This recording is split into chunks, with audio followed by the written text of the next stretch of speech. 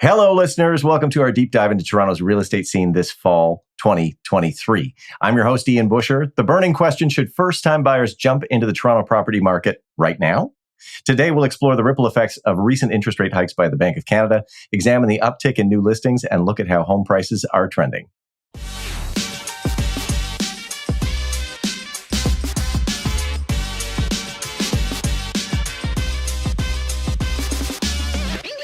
It's the second week of August 2023. We are Fox Marin Associates, Toronto's most innovative and active brokerage in central and downtown Toronto.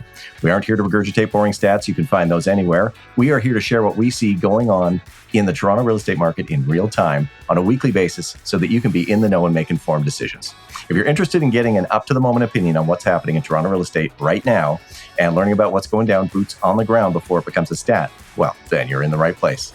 My name is Ian Busher, and I'm a broker with the Fox Marin team. Keep your number handy. This is Corey Marin, in-house hype girl and resident expert listing broker. A good man to know, of course, Mr. Ralph Fox, our analytical, investor-driven macro picture watcher. And a rarity in these parts, a special guest. Please help me welcome, with a polite golf clap, another Fox Marin legend, broker Jessica Spillas. Hello. Yes. I'm so excited to be here. We do this every week, so hit that subscribe button and join us for the latest updates every 7 days. With rising rents and tightening market coupled with economic uncertainty, is now the time to buy instead of rent. As we foresee long-term continuing increased immigration, anemic new supply, and a Bank of Canada pivot at some point, how should first-timers navigate the market? If you're a bit overwhelmed by the constant barrage of sensationalist media and advice from the ill-informed, you have nothing to worry about. Fear not, we've got your back. For today's important discussion, we've decided to bring in the big guns from the Fox Marin team, as introduced already, our very own Jessica Spillas, broker, VP of Sales, and the Queen of Acquisitions. Oh, I like So without further ado, let me hand this over to Corey and let's dive into it. How are you, Corey? I'm so good. I'm so happy to have a female on the panel today. It's been boys club. So Jess. You're no longer outnumbered. Yeah, exactly. Jess, it's so great to have you here. Thank And you. it's true, you are the queen of acquisitions, the queen of buying in the downtown real estate market. So it'd be great for our viewership to know a little bit more about you. So could you just give everybody a high-level view about how long you've been with the team, how long you've been in the business, a little bit of your past sales history, and I think it'd be a great place to start so everyone can get to know you a little bit better. Sure. Well, for starters, how long I've been in the industry is the exact same amount of time that I have been with the team. So it worked out quite well. First off, I am very excited to be here. I've had a lot of buyer clients ask me, why aren't you on the podcast? When am I going to see you on the podcast? And I always say, well, it's because I'm out on the road with you guys all the time. So I'm sure there'll be a lot of happy clients that get to see a familiar face. But a little bit about my background. Mm-hmm. So prior to working in real estate in a past life, I always say, I worked at a highly revered commercial architecture firm, and super corporate, and I loved doing it, but I was quite young and it was never really a career for me. I was not an architect. I was an executive assistant to the president of the firm, which was a very privileged role to have. And about 4 years into it, Mr. Fox and Mrs. Marin walked in and actually recruited me. Yes, we did. I actually had no intention of either being in real estate or switching jobs, but I was encouraged to just sit down with them and have a conversation with them about who they were, what they believed in, and a specific role that they would have created for me, which at the time, surprise, surprise, was not a real estate agent, but it was a business development manager, which was a mouthful. After meeting with them, I completely fell in love with their philosophy, how they really thought about a client-focused approach. And I just felt like it was something very special that was brewing, and I really wanted to be a part of it. This is actually a funny story. About 2 years into mostly partnering with you guys on the back end, one of our team members went on vacation and asked me to cover a showing for him. And I actually had no idea what I was doing at the time, but with my all-in attitude, I said, sure, why not? and ended up finding that individual a rental that I ended up negotiating an amazing price for because I had nothing to lose. And that client ended up referring me to 3 separate people. And then those 3 people referred me to another 3 people. And this went on for about a year. And I woke up one day and I said, I think I'm a real estate agent now. And that was 8 years ago. And now I'm here and I'm an agent full time. I have been for a while now. I absolutely love it. I cannot imagine doing anything else. And I always say I did not choose real estate. Real estate chose me. And I'm super grateful for it. And especially to have done it under Fox Marin, because as we all know and see, there's a lot of bad habits that you can pick up in the industry, let alone being a loan agent. So I think having that mentorship from you guys and the team really was the biggest difference in my career. Oh my gosh. Aww. Oh, I remember when Ralph So and I, nice. here. I'm blurring up. I'm tearing up. I know, me too. oh my gosh, I remember so well, like it was yesterday when we had our first meeting with you. And after our interview, and you were just so poised and articulate and prepared, and then you left the room, and I was like, Ralph, I don't care what she costs. We have to have her join the team. Like I was like, it is done. And I'm just so grateful that that all just worked out the way it did and that you decided to take that leap of faith. And I just feel like there has been a synergy from the second we met you. Totally. And I just have no doubt that we will all work together in some capacity until the end of our years. So that didn't happen by happenstance. I think it was very serendipitous, that first meeting and that recruitment process and how it all fleshed out. And I'm so happy to see you doing so well and so successful and well respected and just crushing it. I'm so proud of you. So thank you. So happy to have you here, and no one better to join such a wonderful conversation about the fall market. First-time home buyers, should they buy in a changing market? And we are going to break all of this down for our viewership today. So thank you everyone for tuning in. We're going to dive right into some of our questions. We've got this excellent panel of experts that do have their boots on the ground every day, working with real deal clients at different price points across the board. We're certainly going to focus on the buyer perspective today versus the selling perspective. We focused on that on our last podcast. So just keeping in mind that vantage point as to how we're addressing different things that are coming up in the news, the media, government policy, and all of the instincts and intuition that are a big part of what we do. So diving in, as I mentioned. Okay, question number 1. I'm going to start this with Ralph because this is very much a Ralph Fox question. Oh, God. And we all just want to sit back and watch you answer it. And then we'll all layer in our thoughts, of course. So how have the recent interest rate hikes by the Bank of Canada impacted the Toronto housing market? I think it's had a tremendous impact on the market, both from a financial standpoint and from a psychological sentiment standpoint. And it's still ever changing because we are still in a climate of uncertainty given the most recent actions and statements coming out of the Bank of Canada, especially as we head into the fall. We last year and going into early this year saw an increase of 400 basis points, which was literally the fastest rate increase hike we've seen in modern history without precedent. And many, including myself, were not sure what the ramifications would be on the market because real estate is probably the most sensitive interest rate market you could probably be working in. And never underestimating or doubting the strength of the resiliency of the Toronto market, we definitely had faith that it would definitely have the resiliency coming into the year, but we didn't know exactly what would happen specific to new listings.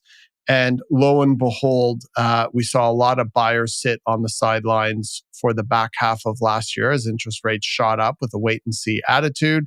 And once the Bank of Canada signaled that they were ready to do a pause, we saw a lot of buyers now, given the certainty brought back into the market, at least short term, felt comfortable enough to start buying again. And so we saw a lot of demand, and we saw continued and very limited supply, which was something nobody really could predict. I think one of the biggest mitigating factors to that is all of the banks being willing to work with distressed landlords and homeowners by extending mortgage amortization rates out as far as 90 years in some cases. So we never saw any forced selling. We aren't going to see any forced selling. And generally, I could say that the attitude with most owners, be it landlords or homeowners, is that the last thing they ever want to do is sell their Toronto real estate, combined with the reality of the majority of homeowners or landlords locking in at those lower rates and having 2, 3, 4 years still left at 2%. There's very little motivation for them to make a move. And so we saw a lot of very low month over month transaction environments, 40-year lows for the last year as a result.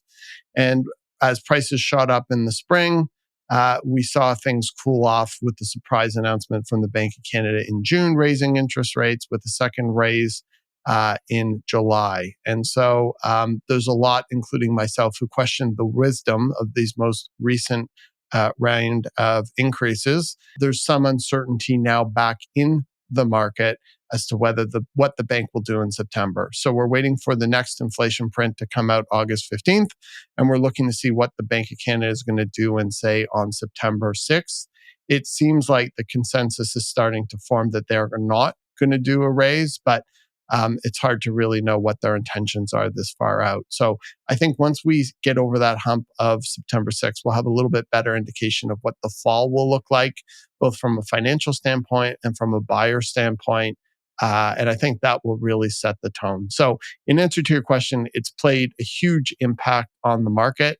And it's just right now, the market is continuing to work through the increases and at the rate that we saw happen over the last year and the uncertainty right now. But the thought is that going into 2024, at some point next year, the bank will be forced to pivot and start bringing rates down and hopefully relieving some of the pressure that's being built up as a result. So let's just be clear here for our viewers. August 15th, what are we looking for on that date? Inflation print put out by Stats Canada, CPI. Okay. And then September 6th? Bank of Canada announcement as to their intentions to increase rates, to pause, or to actually bring rates down, which is something no one is expecting. Okay. And so it'll be one of the first two. And just so our viewers know, what's the current rate by the Bank of Canada? I believe the overnight Bank of Canada lending rate is now at 5%. And then there's a stress test? Yes. So the bank lending rates will be above that rate.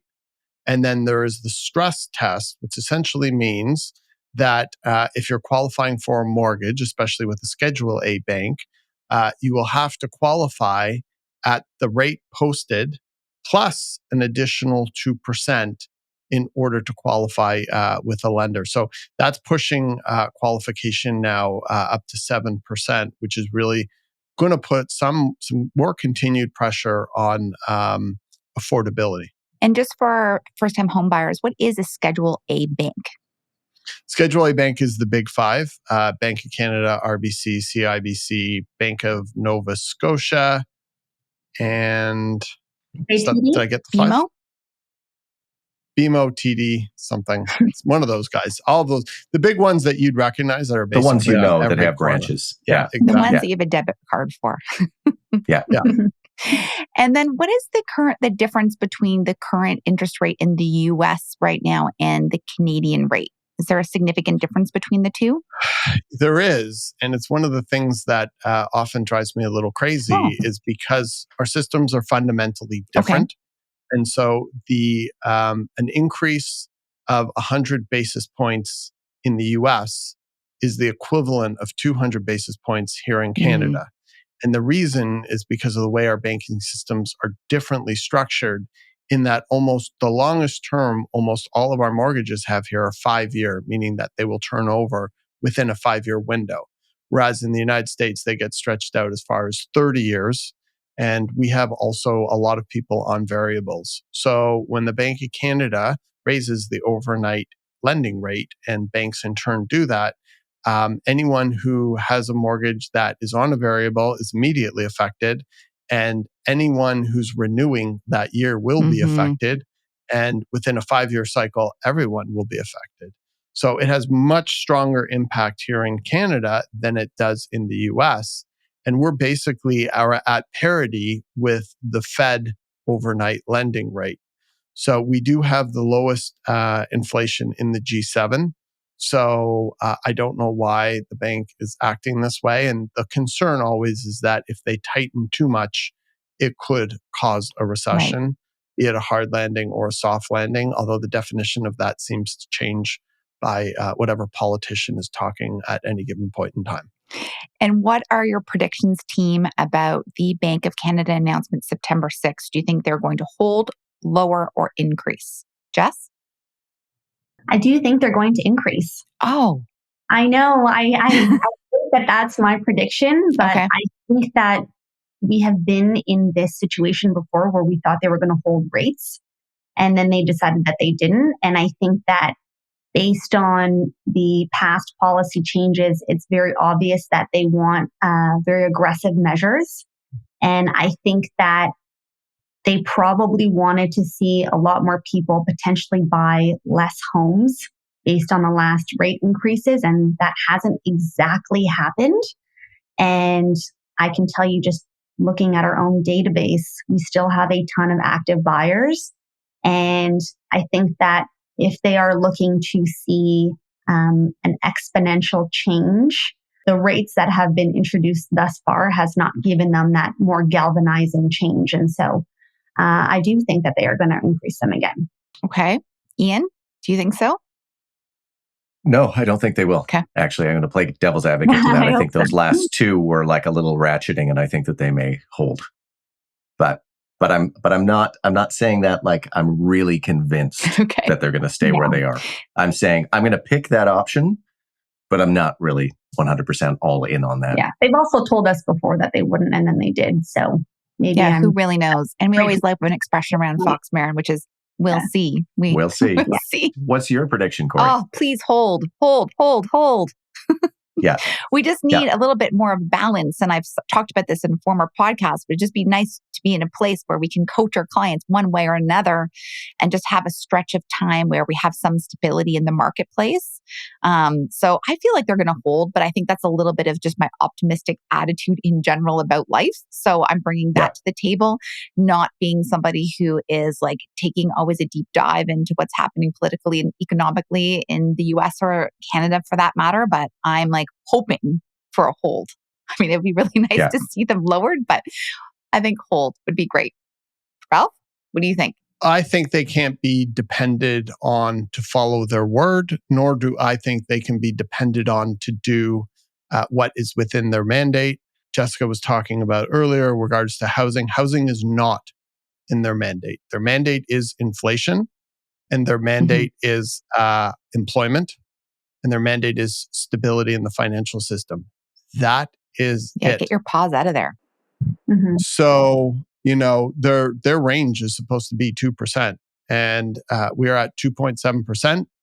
33% of inflation now is the cost of home borrowing, which has gone up because we've raised interest rates 400 basis points.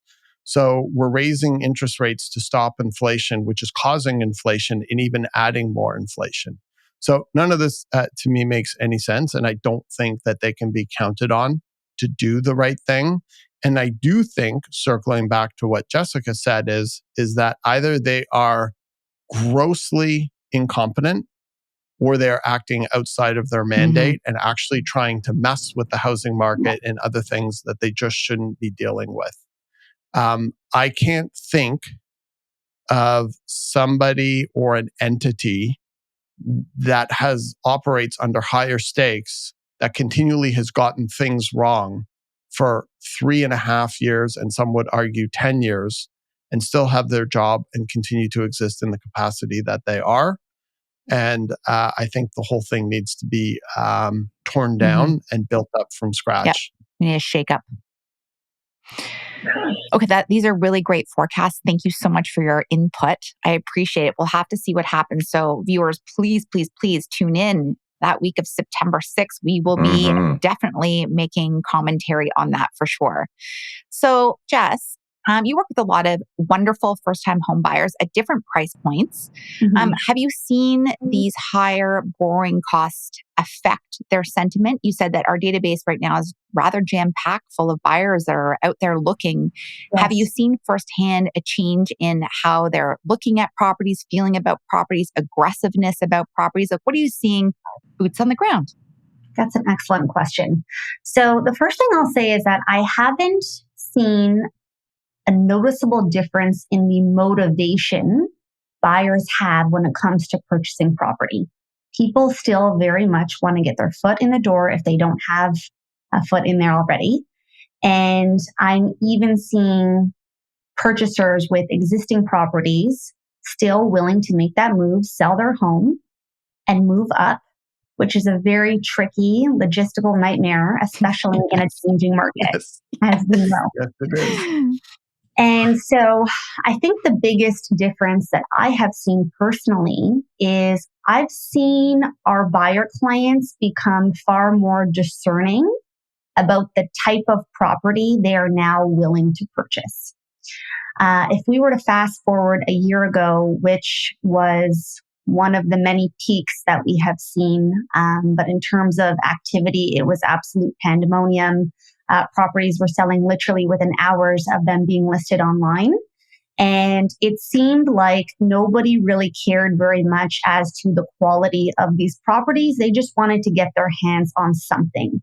It makes sense given how low interest rates were at the time. But I think what nobody would have predicted is with the exponential rise in interest rates, that activity and overall sales prices would mirror that of what we saw last year. So while I think that buyers are still motivated, they are not willing to buy just anything like they did last year. But if they find a rare quality property, they are still willing to push the boundaries on what it takes to get that property. And so what happens is that buyers come to the table, they meet with us for the first time, that have been very much of the mindset that they have a lot of leverage based on the rhetoric that's being propagated in the media. The market's crashing, sales are down, sellers can't sell anything right now. We've all seen those headlines. And then they come to the table with a litany of priorities, wants, and needs. I would argue far more than what we're used to seeing in more commonly known competitive markets. And they're immediately in for a rude awakening. They cannot believe that they're still competing for properties once they select one, but it's really only those quality properties. So to summarize, if you have a condo or freehold home that is challenged in some major way, it might very much still sit on the market. But if you have a great space in a great location, high density area, close to transit, and it either has potential or is turnkey, we are still seeing multiple offers. And again, sales prices that are highly comparable to those of last year where interest rates were significantly lower. And that was the most surprising to me. That's an excellent answer. And you're seeing this both in the condo asset class and the low-rise market as well?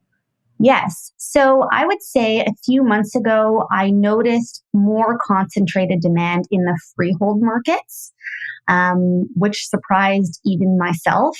But when you look at the inventory levels, it starts to make a lot more sense.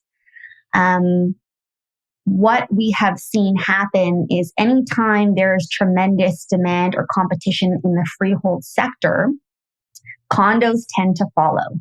And the reason for that is as affordability becomes an issue, buyers' expectations will change far quicker than their decision not to buy. And I think at this point, most people realize, hopefully, that the window of opportunity to get your foot in the door when it comes to Toronto real estate is closing very, very quickly. And so instead of going after that freehold home, if it becomes too expensive, they then shift their expectations to the condo market. And so now I'm starting to see a little bit more activity in terms of buyer demand for those condos. Whereas a couple months ago, almost every buyer we had wanted a freehold home. And because freehold homes were selling at very impressive sales prices, I think they realized very quickly that that was a bit of a pipe dream. And now they've shifted their expectations to something a little bit more palatable. That completely makes sense. And Ian, when you're speaking with your buyers, again, across the board in terms of asset type, location, and price point, are you having lots of conversations with your buyers about the economy, the future of the economy, interest rates? Or are they just focused on what they want, which is a place to live, a place to lay their roots, and a place to call their home? I think a part of the introduction has to do with the introduction and the education of new buyers is a lot about the market and finance and interest rates. And I think after you begin the search and they've discussed their financing with a professional and gotten their pre-approval and figured out what their options are, then that conversation tends to drop off until we see something like the interest rate increase and they've got to go back and see just how long their pre-approval is being held for. Is it 90 days? 100? Do they now have a deadline? I've only had one person say, one first-time buyer say to me, you can't convince me, I'm just going to go back to the sidelines and just wait and weigh my options. Everyone else, to Jess's point, has sort of said, okay, well, this is the environment we're in. Things are moving in this direction. I know what I want, and I'm going to find a way to do it. I was going to add to Jess's excellent points that I think there's a bit more thoughtfulness about negotiation and a bit more thoughtfulness about improvements during bidding wars or offer dates. So back when things were insane, they would say, do you want to make an improvement? And without thinking about it, buyers would be like, throw another $20,000 at them. What does it matter? What is that? $7 every payment for me? It doesn't matter, right? Like, who cares? Yeah. And now I'm seeing everybody whip out the calculator and be like, do I want to make that improvement? What does that translate to? And either holding or being very cautious about the way that they're moving versus the, pardon the expression, balls out way that they were moving before. So I think that's where it comes through. That's where I'm seeing it is really looking at the data, really digging deep into pricing analysis, making sure that they're not overpaying because they're paying more for the money they're borrowing now. And I would just like to add, don't get your news from Blog TO. No. The end. Yes, and we can certainly say from the sales side as well, when we've seen offers on properties that we've listed, that the buyers are demanding more from the seller or including conditions that we haven't seen in the last 6 to 8 months, like condition of financing, condition of status review, condition of condo inspection or home inspection, and us as the selling agents having to be more open-minded and flexible in negotiation, where, a year ago we would have laughed at an offer that included all these conditions. And now we're like, what, we're happy to collaborate with this potential buyer agent and the buyer so that we can make a win-win on both sides. We don't know if we may see this price again from another buyer. So let's make sure we structure a deal where everyone sees this through. And you know what? In some regard, it's good when the buyer has the opportunity to make sure they've crossed their T's and dotted their I's on the financing right now, just to ensure that there is smooth closing between the time the deal goes firm and closes, because we want to ensure that we see a seamless transition for all parties when it finally comes to the closing date. So that all makes sense. Okay, great input. Thank you so much. And Ralph, are you seeing a difference between, on our buyer pool, a difference in the sentiment between the first-time home buyer, like people who have never bought in Toronto before, versus a more experienced buyer, somebody who's moving up the property ladder per se, or an investor? Yeah, I think a couple things are interesting. We're seeing an awful lot of cash buyers and all cash buyers, maybe more so than we've ever seen before. And that is really, really surprising at all price points. And oftentimes it's parents assisting, but other times it's not. And so there's this whole class of buyers at all price points right now that is completely agnostic and unaffected by interest rates. And they seem to sort of have the belief or the strategy that if they bought a house, let's say all cash for $1 million, when interest rates come back down, at 2%, they could pull out 500 or 600, or even 800,000. The value of their property is probably going to shoot up. And now they have liquid capital with very little borrowing costs. And they've had the utility of acquiring a really great property and the opportunity to have lived in it. So I think that is something that we're seeing far more than I would have predicted this far into the 400 basis point plus environment. I can't believe I'm saying that. And I think the other thing is we are really seeing a complete withdrawal right now of investors for the most part. Definitely on pre-construction, we're seeing next to no activity. And when we get the odd person to reach out to us, I mean, we're telling them, the delta between buying pre-construction of $1,700 versus what you could buy at $1,000 or maybe $1,200 a square foot, it just doesn't make sense at now. And you're seeing that in sales. Sales are all-time lows or going back to like 2013 or 2009 or something like that. So I think the investor sentiment in the pre-construction condo market, we're not seeing, there's a lot of pressure on cap rates right now. We're not seeing too much interest or activity on the multifamily side. And on the residential side, on the condo side, the numbers just don't make sense. And so, at 6.5%, it's very hard, no matter how great the rental market is, to make something come close to cash flow. So I'd say investors are sitting on the side, lots of activity at all levels of people with cash. People really don't seem to doubt in a way that they used to the resiliency or long-term trajectory of the Toronto real estate market. We're not having those type of discussions. Well, what's this condo or house going to be worth in 5 years? I think there's a very clear understanding with most buyers who are somewhat educated that the answer is it's going to be a lot more expensive. So what do you do about that now? And that's something I don't think the types of conversations we weren't having with people in 2017 or 2018. So that type of shift in overall mindset, I think, has really, really changed. And I think overall, it's definitely a really interesting time. I think one of the other things, and it's sort of a hilarious joke on the team, is that people now are actually trying to buy a house that they actually like. Because the market has been so intense over the past that people are just trying to get something or anything that loosely fits within their parameters because there is such little supply and extreme competition.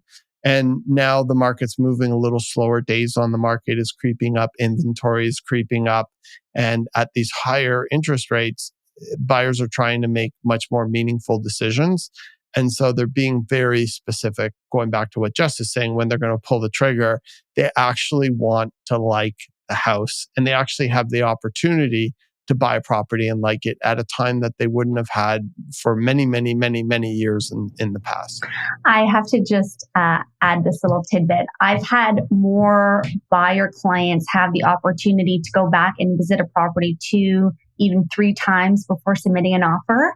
And I'm continuously reminding them how lucky they are just to even have the ability to do that, because we're so used to showing a property to someone and then literally writing up an offer in my car, leaving the property, and they have 5 minutes to tour it and think about whether or not they want it before a lineup of people try to take it away from them. So it's been interesting to see buyers have that in what I think is a luxury now. And I think it's nice. Good thing. It's not like you have 15 minutes to see this property and I need to know within the hour if you want to put an offer with no conditions on it. You have to let me know because I've got to type up the offer while I'm driving back to my computer. Yeah, which has happened before.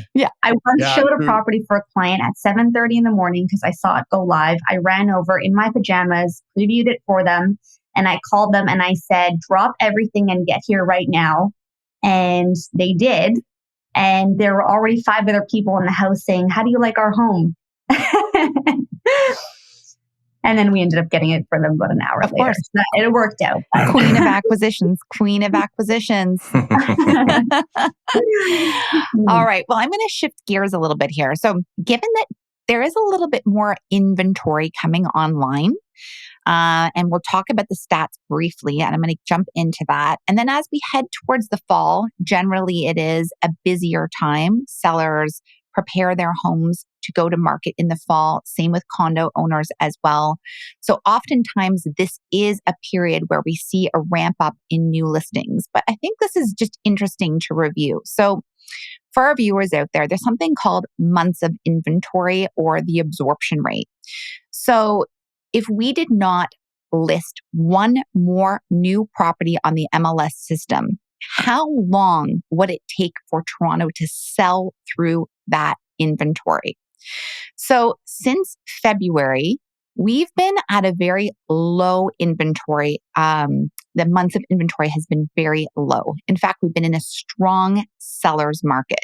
So we've seen our absorption rate between like 2.3, 1.7, 1.63 months of supply. So that's how long it would take for us to sell through inventory. In June, we were at the lowest we had been this year at 1.5 months of inventory. So that's like 6 weeks. That's nothing. That was in May. And in June, we reached 1.95. So just under 2 months of supply. But as we look at the new stats that were just published by the Toronto Real Estate Board, they're starting to shoot up. In fact, they're up about 112% versus the month before. Our inventory now at the current, using the current data, is at 3.2 months of supply. So still a seller's market, but almost double the amount of inventory. So if I compare that to last year at this time, we're almost at the same rate. So July 2022, we had about 3.1 months worth of supply. So we do have more inventory out there. How do you think that's going to affect the fall market? And do you think that is going to show a trend by, possibly slowing down on prices, slowing down on the velocity of transactions moving through the system? Will this change sellers' choice to list in September if they're seeing that there is more competition out there, and maybe they will refrain from listing thinking that they are competing with too much supply in comparison to former months this year? What are your feelings about that, Jess? I do think that it's going to be a very strong consideration for both individuals, whether or not you're a buyer or a seller. I also think that part of the reason that we're seeing a little bit more months than typical is because we're in the summer, and typically activity during that time is lower with most buyers on vacation.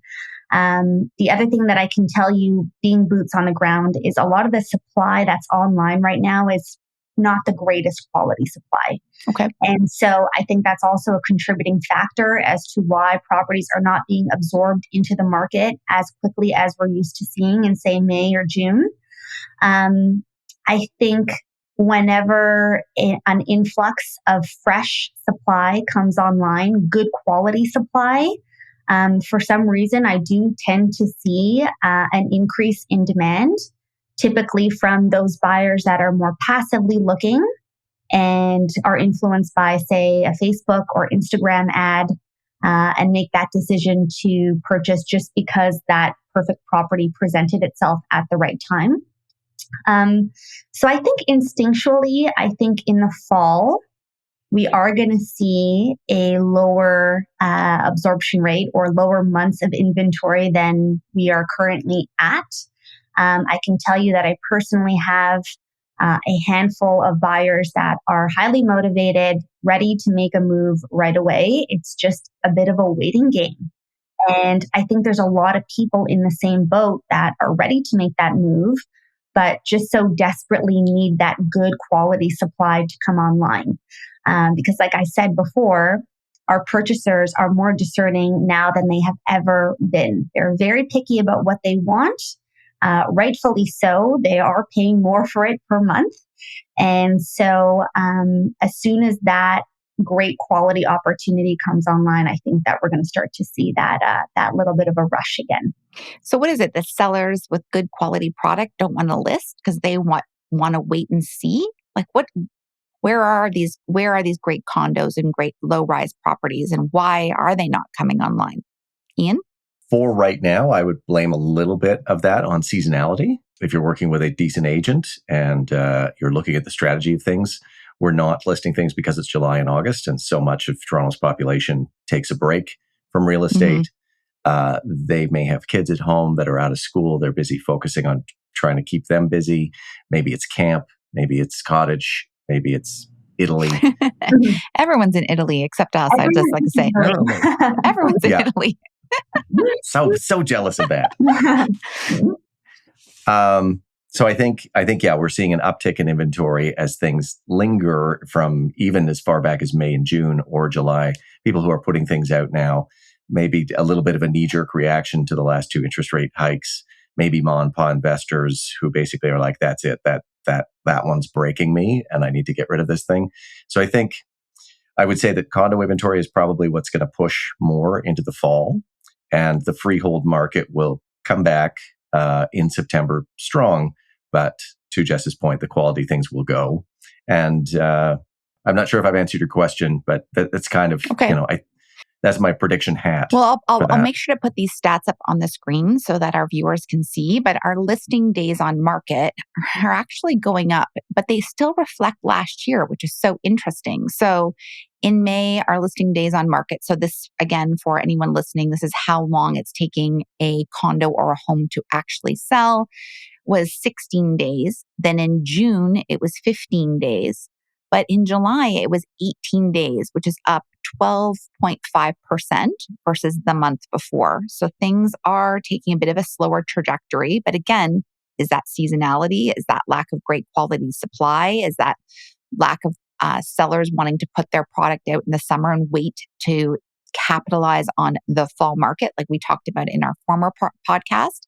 Which is interesting is that last year at this time, same stats year over year, our listing days on market were about the same. So are we following a similar trajectory as last year? And it's just going to be really interesting to keep marking month over month versus year over year, which I think is telling a stronger story when we start carving out the data and taking that deeper dive.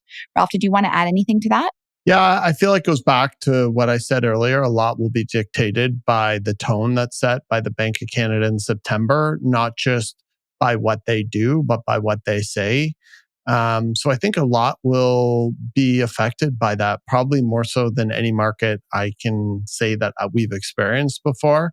I definitely foresee an uptick of inventory, especially on the condo side. We're definitely seeing more investors or landlords just putting properties on the market that are tenanted, just hoping somebody's miraculously going to pay them some ungodly sum. But they're not super motivated sellers. And as we all know, it's very difficult to sell a property when it's tenanted. So I don't really see that having too much effect other than just maybe making the numbers look softer than they actually are. So I think we'll see some softness reported in the market, but I do think that the good quality properties will continue to have value and sell.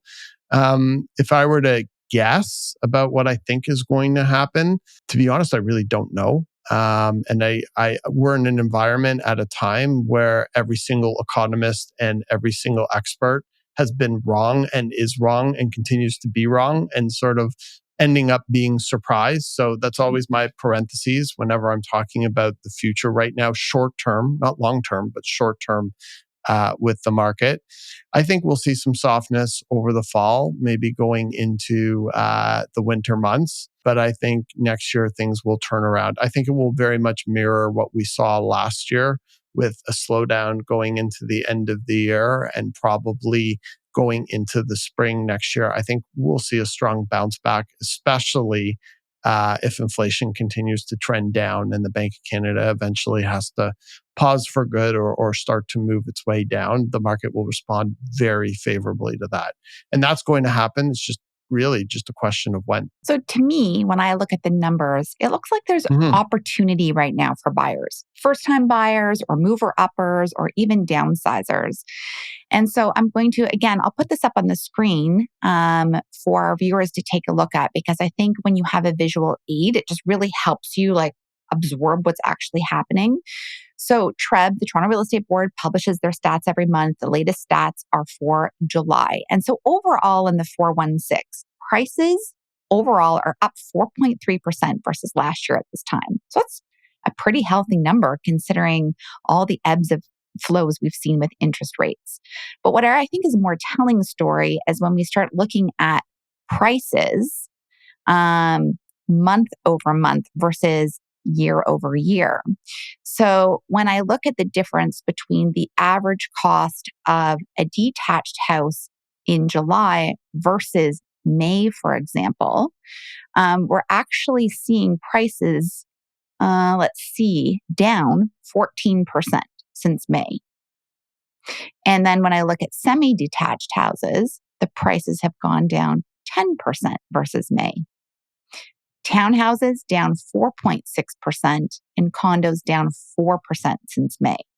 So month over month, we're seeing a softening on prices. Now, should that not be motivating for buyers right now? Is this an opportunity for them to slip into the market and maybe grab something? Maybe it's not as polished as they might like it to be, or as character driven, or as turnkey as Jess was discussing. But like when I see numbers like that, I'm like, maybe this is just a small window of opportunity. How do you feel about that, Jess? I absolutely very fervently feel like right now is an excellent opportunity for many buyer clients, regardless of the type of property that they're looking for. But they need to have an open mind. And like you said, Corey, they need to be willing to fix it up if that's what it requires. Anytime seasonal differences rather affect the market, Christmas, New Year's, people in Italy, it is always a great opportunity for people to make a move. Actually, Ralph, you always remind me of this excellent Warren Buffett quote. And he says, be fearful when people are greedy and greedy when people are fearful. Or you can rephrase it to be greedy when people are distracted. And right now, people are distracted. It's the end of the summer. Parents are busy trying to get their kids registered in school. People are traveling. Nobody is really looking at listings like they used to or like they will be come the fall. And so I think that if you can be bold and you can make decisions quickly and not get analysis paralysis when a great opportunity comes online, which many people are doing right now, then there are tremendous opportunities out there for you where you're dealing with far less competition and you will have far more leverage as a purchaser. And one thing that I've told my own buyer clients is that even if you find a quality opportunity where you find you're even competing for it, in my eyes, it is still a win and still an opportunity. And even Ian, you touched on this as well, is that when I determine a range of value for that property, it is selling at the higher range of value in the worst case scenario, but we're not seeing it sell over the range of value like we've been used to seeing in years prior. And so for me, I think that's such an opportunity because a year ago, we would have to have very difficult conversations with our buyer clients, essentially saying, if you want this gem of a property, you're going to have to overpay for it. Yeah. So someone might think, well, if I'm paying the high end of value when interest rates are at an all-time high, how is that a win?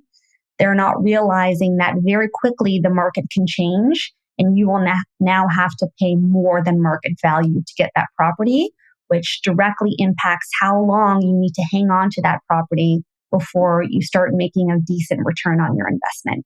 And I think that anyone that buys now is going to see tremendous returns over a short period of time versus those that buy at the actual top of the market. I could not agree more. What is it about FOMO and buyers?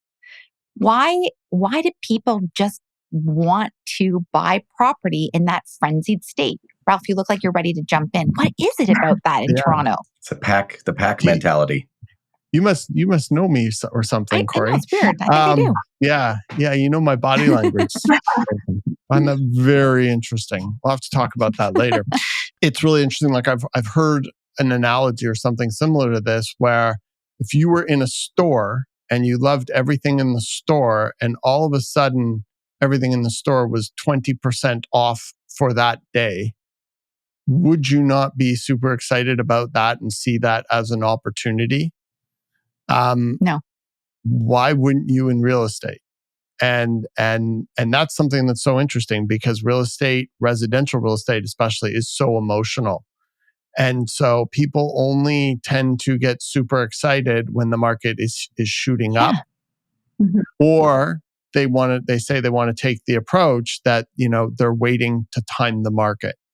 And it's one thing that I can say emphatically is you will never be able to time the market ever. And some of the largest, greatest real estate minds and investors and developers have all gone bankrupt trying to attempt to do that. And you yourself, other than sheer luck, will never be able to do that because at the end of the day, you never know that a market has bottomed out until it's already on its way back up. And one of the things, there was a big study, I believe it was at Harvard, where they tracked the stock market for 30 years. And they found that all of the gains, 98% of the gains, happened on 9 days. And if you were not in the market on those 9 days, you would have shown a 2% return.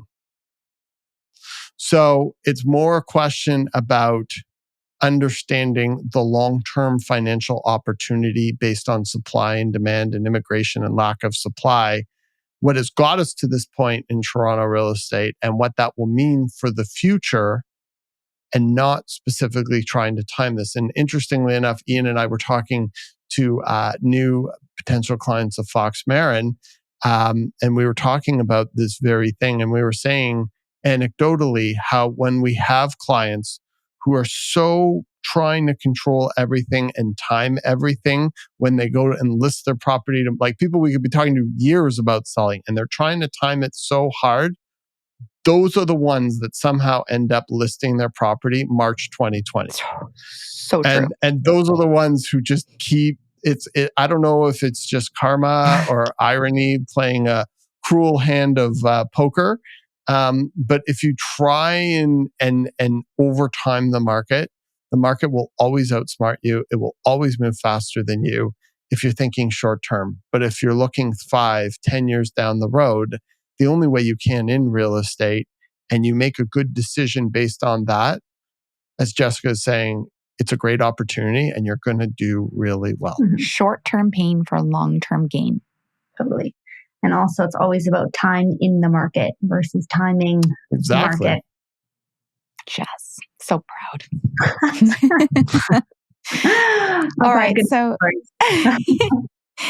okay. So I'm just going to throw out what the current average cost of properties are in the 416 right now, just to give some context and color around that.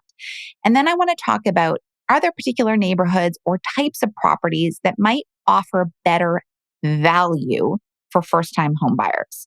So the average cost of a detached house now is $1.64 million in Toronto. Semi-detached, just over $1.2 million. Your average townhome or row home, $1 million.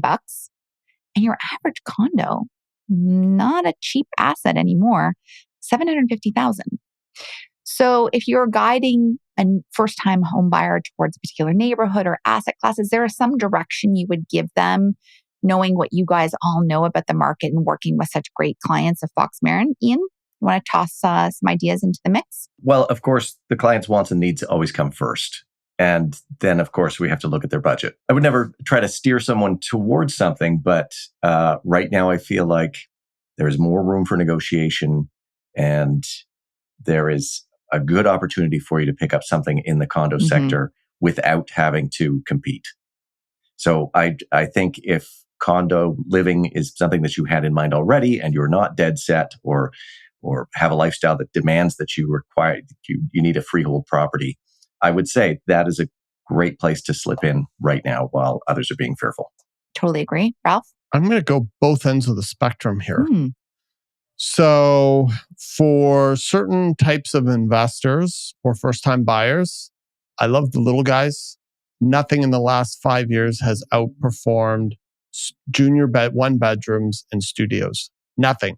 On a rental basis and on a appreciation basis, because of affordability, they always outperform. From an investor standpoint, you have a lower cost of acquisition, and in a down market, you're protected.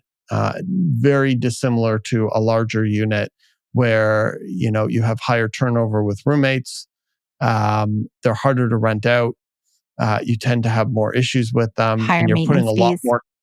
Yeah, and if there's a downturn like COVID, for example, and you have to give breaks on rent, you're not breaking the bank by having to do so. So I've always been a fan of the little guys, and I couldn't live that way now, but I look at some of these cute little units and I'm like, my gosh, that would have been fun to live like that in my 20s. Oh my And I would have God. been happy in a great location. And that's the way people live in mega cities all over the world. And that will be the reality here when we hit $2,000 a square foot. That's just what life in any other major city would be. Sorry, I didn't mean to And interrupt. then I just want to say that living in Yeah. your own private studio versus sharing a house with 6 people in one washroom when we were all in our 20s would have been much more enjoyable.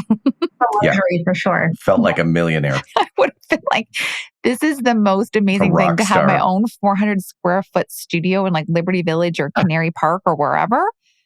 Mhm. Or living in a basement underground. Oh, yeah. I never did a basement, but I did do the Yeah. roommate thing with the one washroom for many years. So I'm always like, oh my gosh, if I had had my own studio with a little balcony, I would have stayed there for 10 years. Like, no problem. I still probably could do it. Mhm. All right. And Ralph, Well, you said when I was in my 20s, I don't think they had invented bottle service yet. So I think we're talking two very different paradigms. Without dating myself, I'm talking about the filter that I have on my oh camera my here. gosh. And then the other side of your paradigm you're going to mention? I'm going to go ultra luxury, Oh, and I'm going to hit it right at the other end. I don't think there is a ultra luxury market here now, but it's coming. And if you look at all these other major cities where you're looking at these billionaire towers, going at, $10,000 a square foot and all of that, that will come here. And I see that as a really good long-term opportunity for investment into ultra luxury, because ultra luxury will be coming here soon. ultra luxury You'll see. condo? Or homes. Hmm. Or homes. And luxury homes, what neighborhoods would you be like doing like the Rosedale, the Forest Hills, and the Bridle Paths? Potentially, but I'm also being agnostic. Like I think super penthouses and those type of properties, either if you can acquire them or put them together, I think one day we'll have a phenomenal upside, because I think there will be demand for that type of amenities and services and lifestyle, and it's just not here yet. And I might be talking 10 years too early about this, but if you're seeing it in other major cities and you're looking at the growth that Toronto has and you're looking at the wealth that this city is attracting, I think it will come. And it's not something you hear people talk about either. And I thought that was an interesting sort of thought that has come to mind, like something a billionaire would want to own in 10 years and have a place in downtown You know Toronto. what I would like to Doesn't own exist.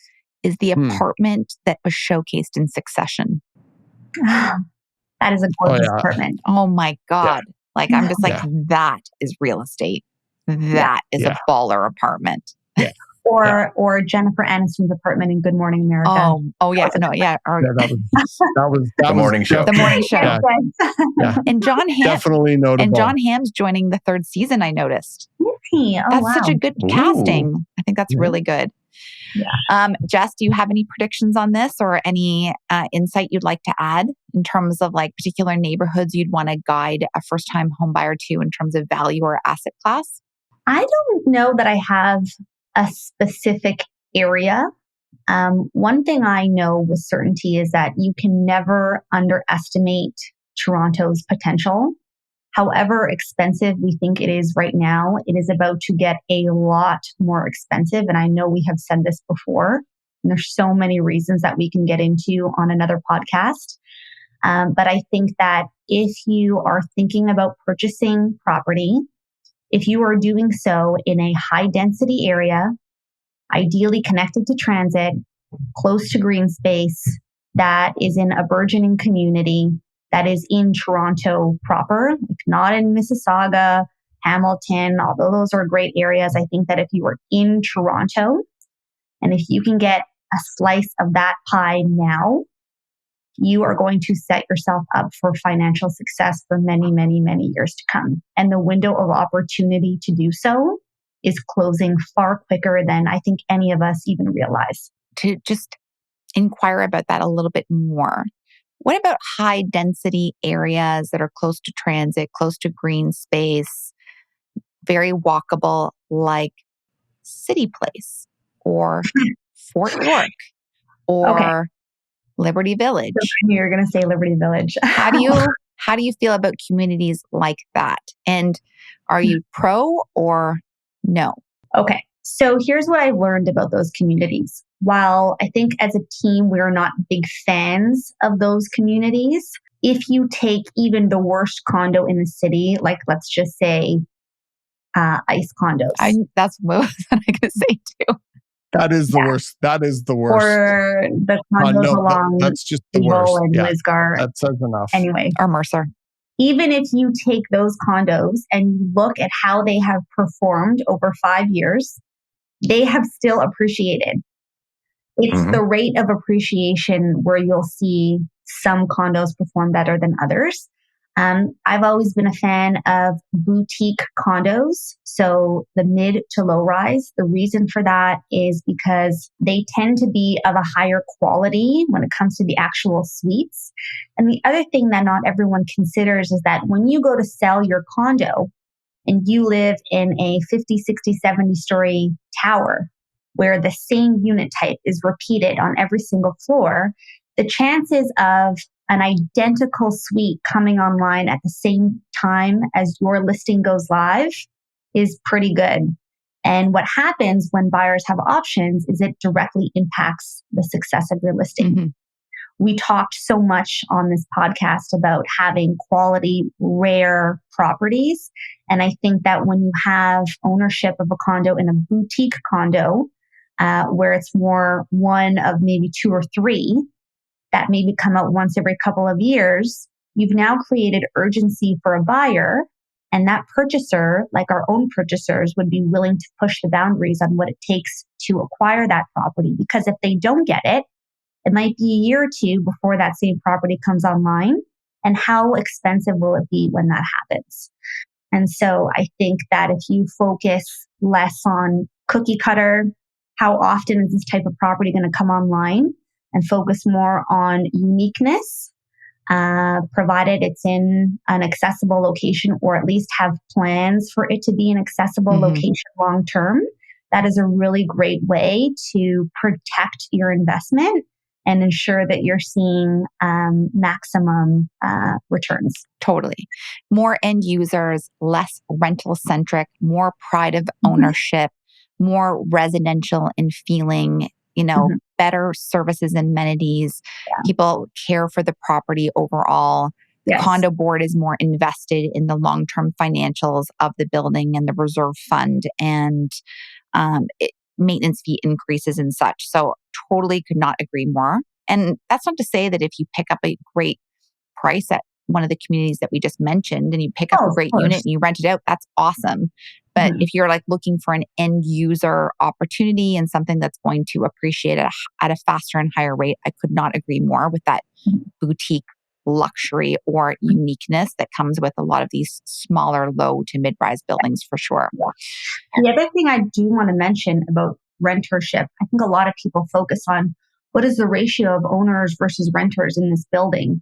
If we're talking about a mid to low rise building, I think it's important for people to realize that renters are inevitable, and the ratio of renters to owners is just going to increase over time. So I would focus less on that because that's a really difficult thing to avoid. But again, if your building is well maintained, I don't know if you've ever read that book, The Tipping Point, but generally when you see environments that are upheld to a high standard, that mindset tends to permeate into those in that environment. And I think even if you're a renter and you see, wow, this place is really nice, it's so well maintained, everyone respects the common elements, they clean up after themselves, sometimes that tends to ignite encouragement for them to do the same. So, a lot of people focus on the rentership, but I think especially with the smaller buildings, it's less of an issue. I don't think that it's going to be Armageddon like people think it will be. Great answer. Speaking of rents, I think this is just interesting, and it's something that we talked about multiple times on this podcast, but I'm going to put this up on the screen. But we talked briefly about home prices slipping a little bit since May, even though they're up year over year. I think it's really interesting to dive a little bit into the current rental rates. And Ralph, you touched on studio apartments as being an excellent asset class to invest in. And I think this is a great way to leverage that very opinion. So the average studio now in Toronto rents out for $2,200 a month. $2,200 a month, up 4.8% versus last month, and up 9.4% versus last year. The average one bedroom costs $2,600 per month to rent, up 3% versus last month, and up 7% versus last year. And a two-bedroom condo average rents around $2,800, up 6% versus last month and 11% versus last year at this time. So let's flip to this old adage, the question that we ask all the time. Is it smart for first-time buyers to consider renting, or should they try to make that move and purchase? I feel like the writing's on the wall if you can pull it off. Ian, do you want to jump in? I agree. I think it's kind of a no-brainer. I mean, I don't even have much to add. If it is possible for you to come up with check behind those couch cushions, find your deposit somewhere, ask the bank of mom and dad if it's an option, get somebody to co-sign for you. But by all means, yes, purchase now if you can versus renting. And are interest rates higher? Absolutely, they are. You're paying a bit more in interest, but there's a portion there where you're paying yourself. And of course, you're getting appreciation value on the flip side as well. Ralph, do you want to add any color to that? Yeah. If you rent, a mortgage is getting paid. You're just paying your landlord's mortgage. Mm-hmm. And the greatest opportunity that exists in Canada is the fact that when you have profit on the sale of your principal residence, that profit is tax-free. If you then take those two factors and combine it with the ability of leverage, meaning you can put down 20% and have secured property at 100% at 80% loan to value, it now means you can put down $200,000 on $1 million property. And let's just say on paper, the market goes up on average, as it has for the last 20 years, 10%. It means you've shown a profit of $100,000. Mm-hmm. And that $100,000 is tax-free, which would mean if you're in the 50% tax bracket, you would have to make $200,000 to make that $100,000. You've almost paid it back, your deposit, in that first year on paper, theoretically. And that does not also take into account the fact that you're paying down your mortgage monthly versus somebody else. So the ability to leverage, to pay down your own mortgage, and to take profit tax-free in a market and in a city and in a country like Toronto and Canada, I don't know where you're going to find a better, more stable, long-term opportunity with utility, something that you can live in, than Toronto real estate. And I think many people get sidelined with the idea of not wanting to be weighted down, or we'll wait and see. Mm-hmm. But the bottom line is you're never, ever, ever going to be able to outsave the Toronto real estate market. And the smartest thing you could ever do would be to acquire a property in Toronto that you can call home if you can. And if you can't get exactly your dream property, there's a thing called the property ladder. and you can work your way up it slowly, progressively over time. It's not a get rich quick scheme. It's long-term wealth. And this is the greatest and most used and utilized path that you're going to find in Canada. Ralph, with the expected economic recovery and rising immigration, your favorite topic, in 2024, probably in 2025, obviously, how should first-time potential buyers position themselves for the fall this year, knowing that is coming up ahead? There's two parts to the equation. One is the long term, two is the short term. I think in the short term, there's going to be a lot of noise, a lot of fear, a lot of data, some of it relevant, others completely irrelevant, a lot of emotionality. And I think if you just have the ability to zoom out and look at the last 25 years of Toronto real estate, and look at what those future trend lines look 3, 4, 5 years down the road, the vision becomes very, very clear. If you keep yourself in this endless loop of blog.to, Now Magazine, all of, is that Now Magazine around? No, I think it's over. I don't know why I said that. That's the one like you would get on the corner. It was like free on the corner and you would. Yeah. I used to love Now magazines where you got all the information about the clubs. I do actually think it is still being published. Oh, online? Online. I think it's online. Yeah. If you, keep your mind in that loop of blog.to, Maclean's Magazine, Toronto Life, and your main source of information are those media outlets and your Uber driver, that's a recipe for just being so overwhelmed and scared that you'll probably end up doing nothing. And in a few years' time, you'll look back and regret upon not having acted in this window of opportunity. Mm-hmm. So my recommendation is to tune out all of the noise and fear and emotionality, zoom out, look at the big picture. And I think once it becomes clear the level of population growth, the level of millennial demand, the limited, choked supply levels we are having and is only going to get worse in the future. If you just tune out everything and just extrapolate supply and demand, the two basic factors that determine price, and you look at how that's played out over the last 25 to 30 years, and you think about what that is going to look like 3 to 5 years down the road, all the fear and all the noise goes away very, very quickly. And then if you can get to that point, then it starts to become a lot easier to try and figure out what the best decision is for you.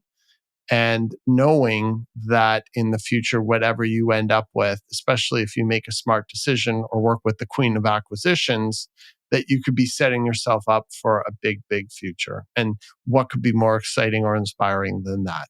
Great answer. And Jess, so we deal with a lot of first-time home buyers where their parents are helping to finance the acquisition. Yes. We call them the bank of mom and dad. We all wish we had our own version of that, I'm sure. And they're heavily involved in the process, obviously, because they're bankrolling the whole thing. What advice would you give to the parents that are involved about the market right now, what to buy, where to buy, and what's going down, boots on the ground in regards to fall 2023? My advice to the parents would probably be to be boots on the ground with us.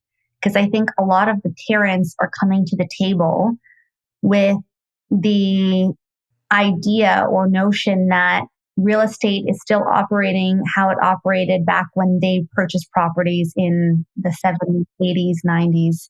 And a lot of them, especially those that lived through the small market crash in the 90s, have that same fear instilled into them that that's going to happen again very soon.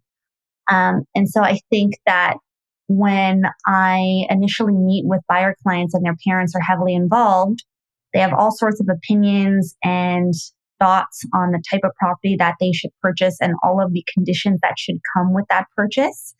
But the second that they're out in the field with us and monitoring how properties are quickly absorbed into the marketplace and the terms of which they are acquired, it's a huge wake up call for them.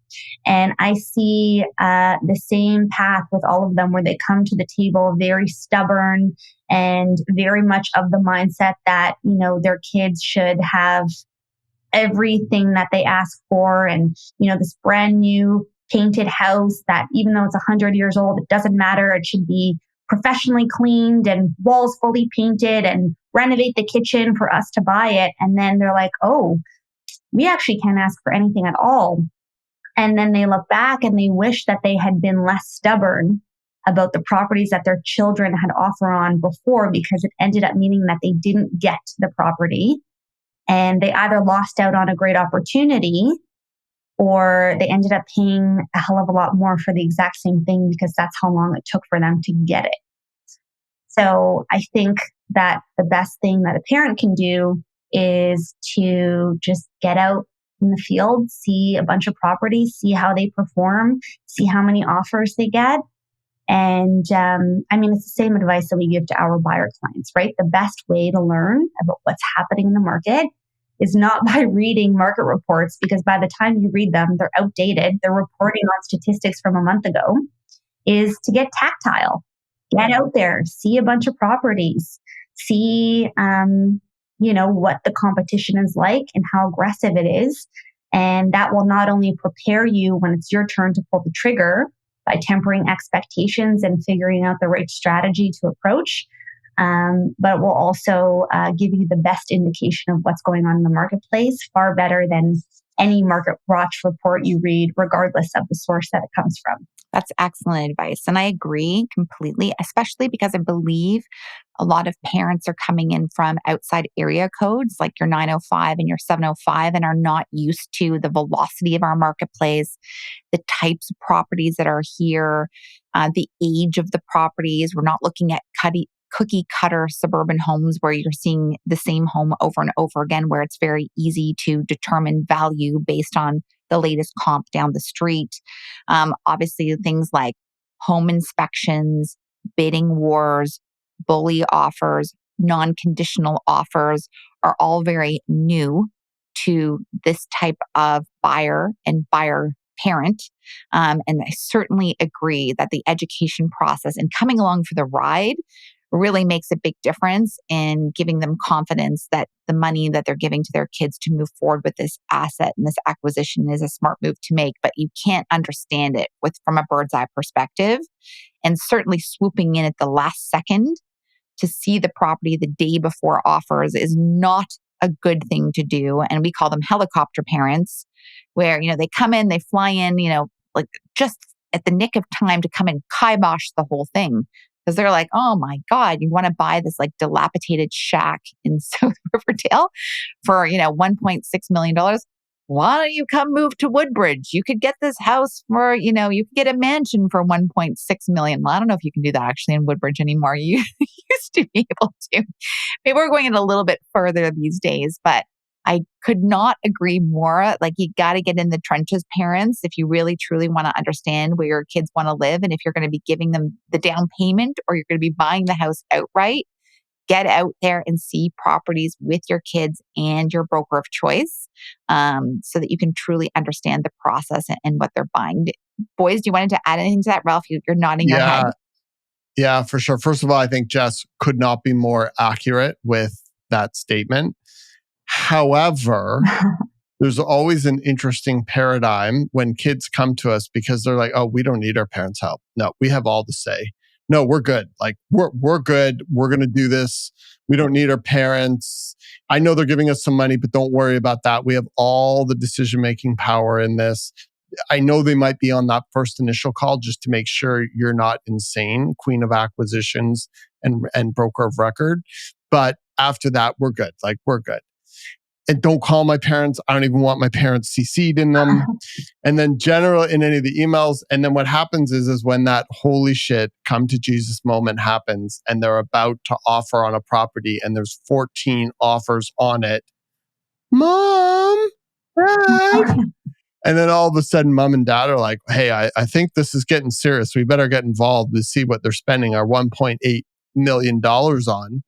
And then they come, and then all of a sudden you're having separate conversations with the parents, separate conversations with the kids.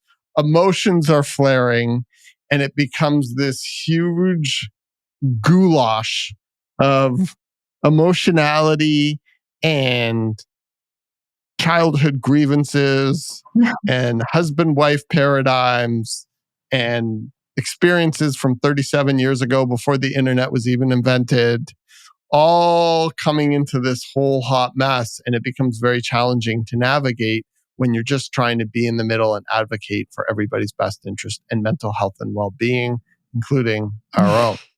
And so it's always a very interesting situation in those type of paradigms. But if everybody can be on the same page and involved from day one, then it leads to a lot more a higher probability of a better outcome in a much more seamless and quicker pace. Yeah, I think we're all going to have something to say about this one. I think further, just to Ralph's point, let's talk about education and experience and old dogs and new tricks. So you take your first-time buyer kids, and here's the line, right, where they're getting smarter and smarter and closer and closer.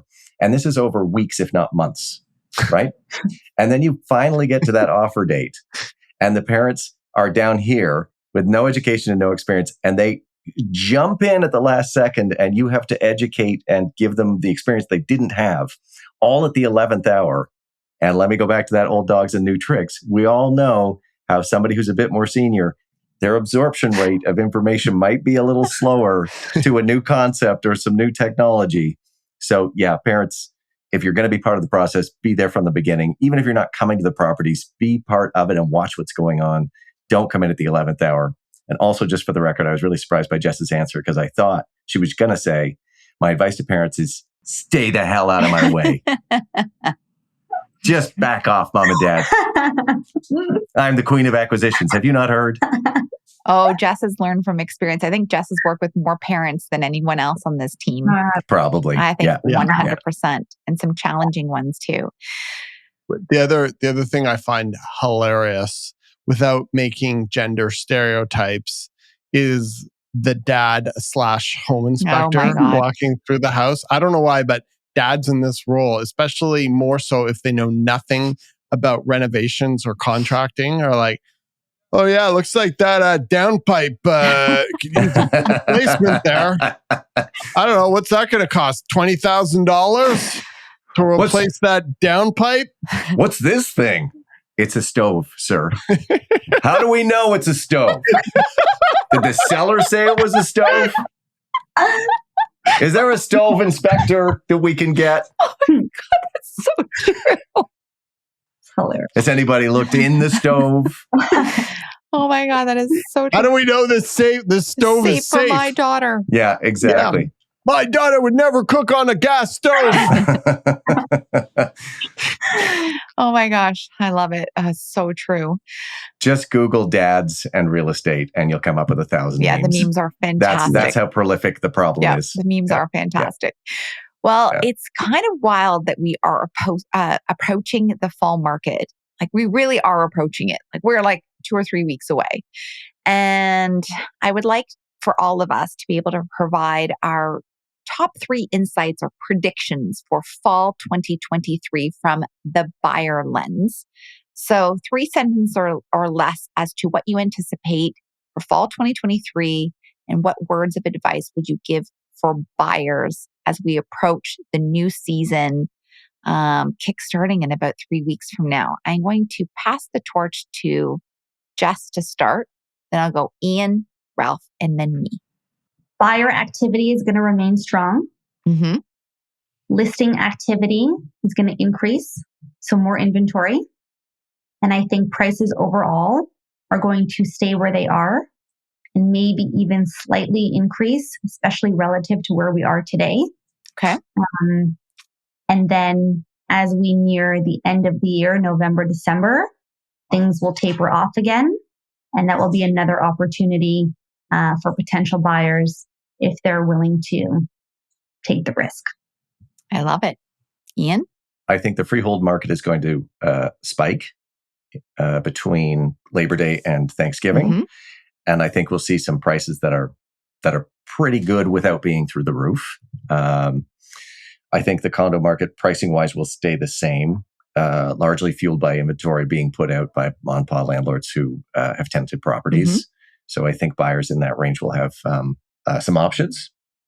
Yeah, I'm curious to see what happens with that, but I'm standing by my decision that I don't think they'll increase in September. That's my third prediction. Okay. My advice to anyone looking at buying this fall is to cut out all the noise and fear and misinformation. Zoom out and think long term, and don't overanalyze. And I think if you can follow those 3 guidelines, the course of action will become very clear as you get into the process. And if you work with somebody at the skill level as a queen of acquisitions, I think you'll position yourself to make a really great strategic long-term move. Okay, excellent. And I think that a lot of this is going to depend on the announcement on September 6th. I think there's going to be some incredible opportunities. I think that this is a really beautiful window for first-time home buyers to enter the market with confidence, knowing that some short-term pain will service long-term gain. I think that the condo market is probably going to be more robust with inventory as well, mirroring what Ian said, and perhaps a little bit of softening there, which means opportunity. Yes. And I think that the low-rise market, particularly under 1.8 million, is going to be quite robust, especially in neighborhoods that are connected to the city via transit or walkability or have upside potential or are trendy. I think that the pre-construction market is certainly going to suffer. And I think the luxury market is going to be pretty soft on both the condo side and the low-rise side in luxury neighborhoods like Rosedale, Forest Hill, Bridle Path, and Lawrence Park. All right. Well, we're just going to have to wait and see because we're not that far away. Oh my gosh. This means sweater weather is soon around the corner. And Corey, it also means much better hair days, which I can't even tell you how happy that makes me. So Summer's going by so fast. It went by so quickly. Well, it's still here for a bit. It is, but it did. It went by so fast. Well, I just wanted to thank everyone for such a brilliant conversation. I just could not be happier to have a discussion about the fall 2023 market with this group of people right here. Boots on the ground, buyers, you've got great advice from excellent brokers with tenured experience and great insights. So thank you so much for all being here. I just loved everything you had to say. And I hope this has inspired people out there to get out there, tactile, looking at properties, whether it's a condo, whether it's a low rise, or whether you're looking to scoop up an investment in an amazing opportunity or a small window of time. Thank you so much for all your insights. Ian, would you like to take us home today? Absolutely. Let me just also thank Jessica for joining us today and being our special guest. She did an amazing job, I think. We loved it. You're so welcome. Thank you so much for having me. It was such a privilege. And there we have it, listeners. From the upcoming Bank of Canada's interest rate decisions to the ever-evolving dynamics of the Toronto real estate market, we've traversed a lot today. Whether you're a first-time buyer contemplating a purchase, an investor evaluating the market, or a parent hoping to guide a child through their first property journey and maybe ask about a stove, the landscape of fall 2023 offers unique challenges and opportunities. As we close this episode, remember that knowledge is power and staying informed is the first step in making the right move in any market. Until next time, may the Toronto real estate force be with you. Corey, what do we want our listeners to know? I want them to know that they can contact us anytime because we're super nice and fun and knowledgeable. And hilarious. And hilarious. We'll always check the stove for you. And Ralph, what do we want our listeners to do, please? Well, first of all, we want them all to give themselves a big hug for making it through the end of this podcast. Thank you so much for joining us and watching us. And I really just love saying this. Please be sure to smash that subscribe button down below. And thank you, everybody, for joining us today. And we'll see you next week. Thank you so much. Bye. Bye, guys. Bye.